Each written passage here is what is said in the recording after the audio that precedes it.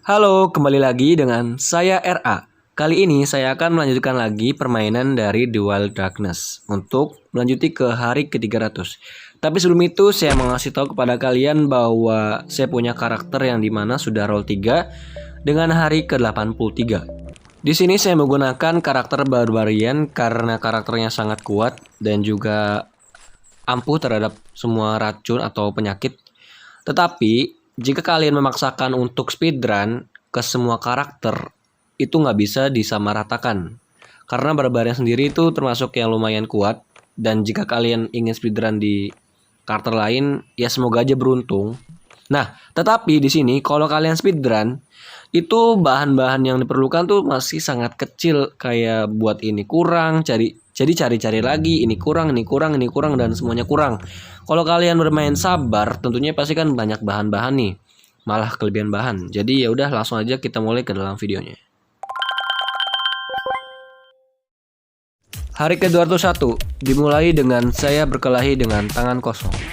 Ya, saya langsung buat kapak, bukan kapak sih, gak ada baja. Dan juga saya menggunakan tameng. Pada hari ke-202 sampai 205 seperti biasa yang kalian tahu, dan ini seperti rutinitas sehari-hari di The Wild Darkness, yaitu kita menebang pohon dan cari-cari semak ataupun cacing. Ya pokoknya kalian tahu lah. Pokoknya kalau udah ada kerjaan, kita cari pohon, cari semak buat kasih makan kambing, dan seperti biasa kayak leveling. Pada hari ke-206 saya membuat dendeng kecil karena dapat daging kecil yang banyak dari kelinci. Dan pada hari ke-207 saya mengangkat kutukan dari perisai yang tadi saya pakai dengan harga 2 mana mod. Hari ke-208 saya membuat perlengkapan alkimia, dan ini membuka pencapaian yang terbaru. Kita bisa membuat perban, dinamit, dan lain-lain.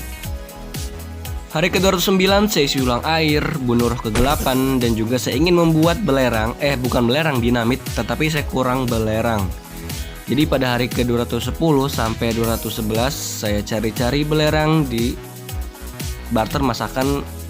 Ya bener ya, barter masakan. Setelah cari-cari di pedagang barter masakan, ternyata saya nggak dapat belerang. Jadi saya terpaksa buat pulang ke rumah buat rapihin barang-barang yang udah saya beli tadi. Hari ke-212 akhirnya saya ke rimba lebat 4 untuk masuk ke gua yang belum pernah saya jelajahi.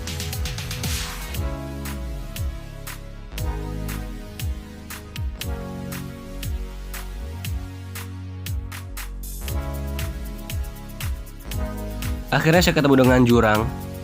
Dan di depan jurang itu ada sarung tangan yang nggak bisa saya ambil karena saya nggak punya teleport ataupun saya nggak bisa terbang.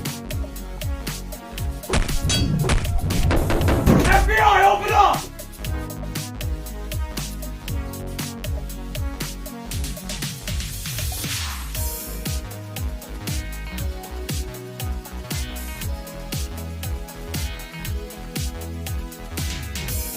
Di sini saya kena jebakan berduri, dan di sini juga ada banyak perangkap. Jadi perlu kalian buang-buang senjata yang nggak kepake di tas, biar jebakan itu bisa terbuka. Setelah dari gua gelap, akhirnya saya teleportasi ke pintu masuk hutan. Kemudian saya juga membereskan semua barang-barang yang didapat dari sana, dan saya mengambil 5 pemesinan untuk mengupgrade alat tenun level 2.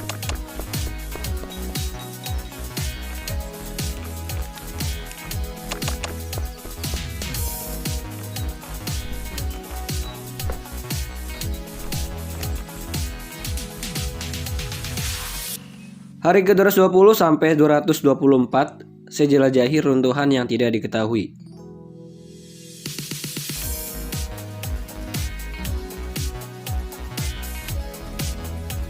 Lalu saya mengambil perisai kayu dan saya terkena kutukan abadi. Jadi saya mencari bayangan terkutuk sebanyak 4 kali. Ya kalian kalau terkutuk jangan langsung pergi dari tempat itu. Jadi harus cari bayangan terkutuk terlebih dahulu.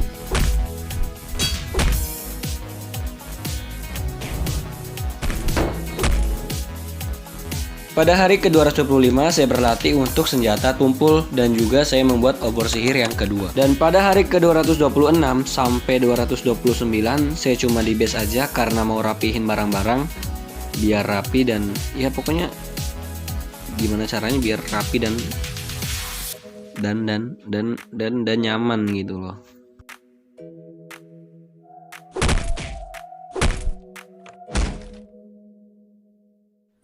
Pada hari ke-230, saya berencana untuk menebang semua pohon yang ada di rimba lebat yang keempat, dan ternyata tiba-tiba saya mendapatkan box warna biru. Lalu box itu langsung saya buka dan ternyata saya belum nyambung ke internet. Jadi saya langsung nyalain internet dan tiba-tiba hadiahnya, ya kita harus disyukuri aja lah apa yang didapat, ya enggak? Bentar, saya minum dulu.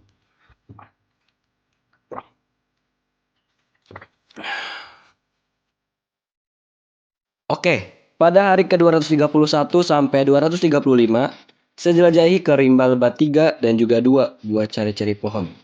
Ya, pokoknya cari-cari ranting dan juga kayu.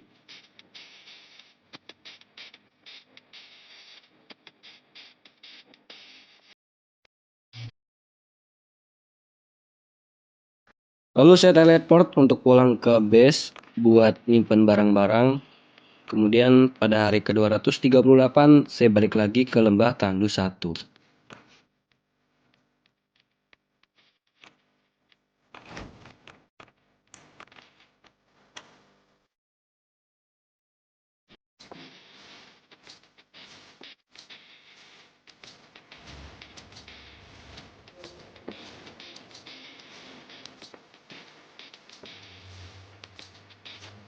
Hari ke-239 sampai 247 saya masuk ke runtuhan dimensional yang ada di lembah tandus 2.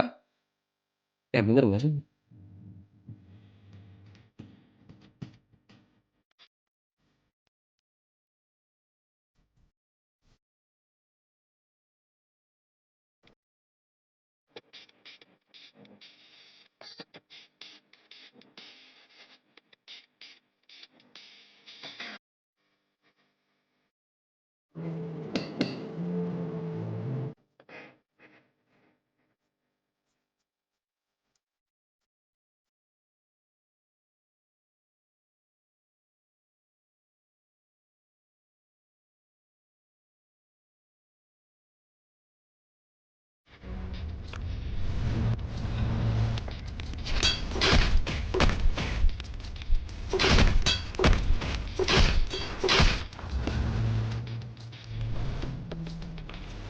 Dan bos menjatuhkan buku mantra, kemudian saya ambil teleportasi. Kemudian saya juga mengambil tablet air, kemudian saya keluar dari dungeon tersebut.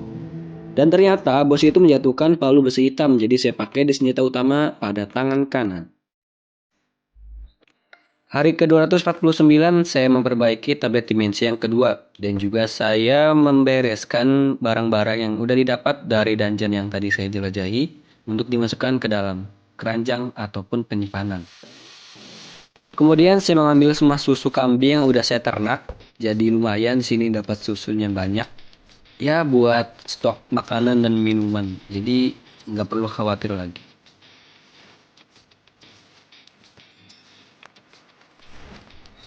Hari ke-253 akhirnya saya membuat meja alat sihir. Dan di sini meja alat sihir bisa memproduksi produksi lain seperti palu besi hitam dan lain sebagainya.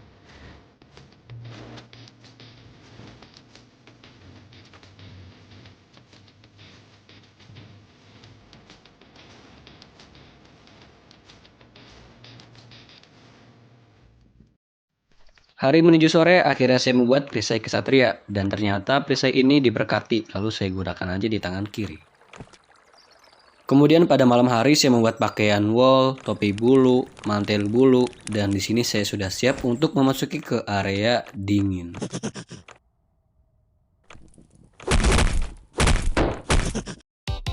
Hari ke-256 sampai 258, saya jelajahi punggung bukit bersalju untuk mencari jalan ke dataran dingin yang ketiga.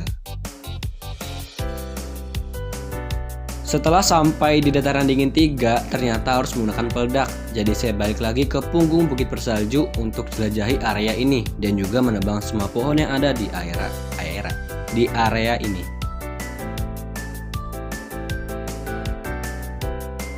Akhirnya saya membuat dinamit dan memperbaiki pakaian wool. Pada hari ke-267 akhirnya saya meledakkan dataran dingin 3.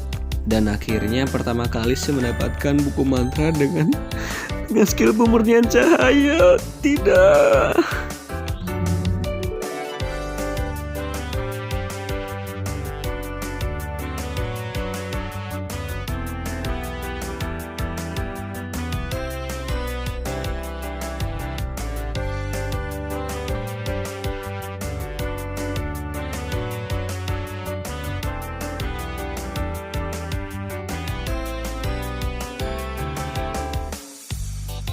Kemudian pada hari ke-272 saya masuk ke reruntuhan tak diketahui pada lantai 1. Awalnya saya mengira ini adalah lantai 1 untuk memperbaiki roll yang keempat. Ternyata setelah saya muter-muter, akhirnya saya jatuh ke perangkap 2 kali. Dan ternyata ini bukan tempat buat memperbaiki roll yang keempat. Jadi saya keluar dari dungeon ini untuk cari ke gua lain. Bodoh banget sumpah.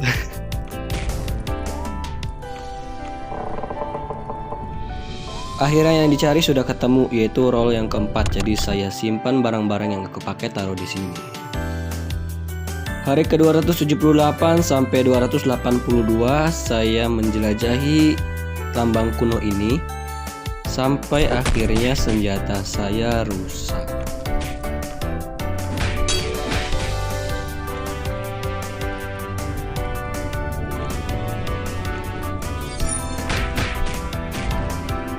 Dan akhirnya saya memaksakan untuk melawan bos tambang dengan menggunakan sekop. Untung menang.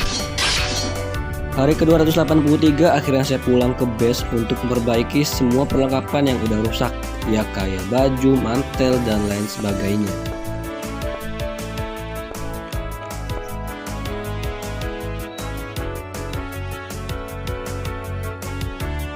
Pada malam hari akhirnya saya mengupgrade elevator tangga level kedua, dan di sini saya langsung pergi ke reruntuhan tak diketahui pada hari ke-289 sampai 292 untuk melawan bos dan mengambil tablet.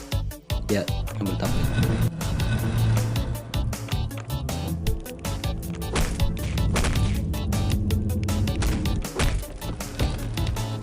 Di sini saya tidak berencana untuk mengambil kepingan pusaka kegelapan karena saya nggak mau melawan bos Raja Kegelapan. Jadi saya langsung lari dan mengambil harta berlimpah. Ya, berlimpah banget.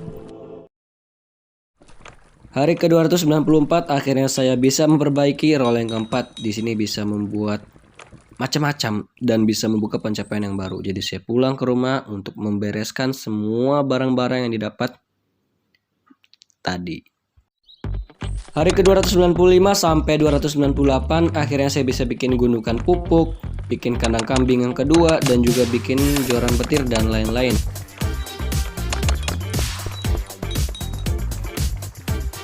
Dan di sini saya membuat panci pendingin yang berfungsi sangat berfungsi gitu. Apa sih gitu?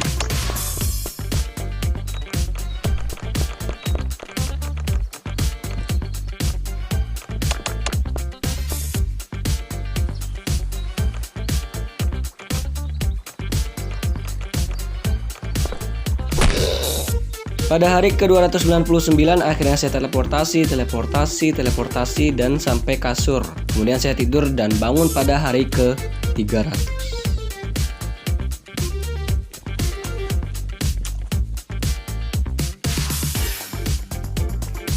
Terima kasih sudah menonton video perjalanan 201 hari hingga 300 hari di The Wild Darkness. Tolong subscribe, like, komen, dan juga share supaya saya semangat dalam membuat video dan juga semangat dalam mengupload konten. Terima kasih sudah menonton. Sampai jumpa di video berikutnya.